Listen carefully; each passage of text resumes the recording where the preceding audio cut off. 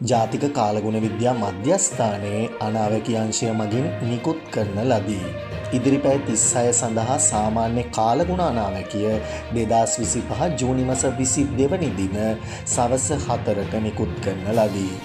සබරගමුව පළාතේ මහනුවර සහ නුවරඑළිය දිස්ත්‍රික්කවලත් විටින් විට වැසි ඇතිවේ. බස්නාහිර සහ වයඹ පළාත්වලත් ගාල්ල සහ මාතර දිස්ත්‍රික්කවලටත් වැසි වාර කිහිපයක් ඇතිවේ. ඌව පළාතේත් අම්පාර සහ මඩකලපුව දිස්ත්‍රික්කවලත් සවස් කාලයේදී හෝ රාත්‍රී කාලයේදී ස්ථාන ස්වල්පයක වැසි හෝ ගිගුරුම් සහිත වැසි ඇතිවිය හැක.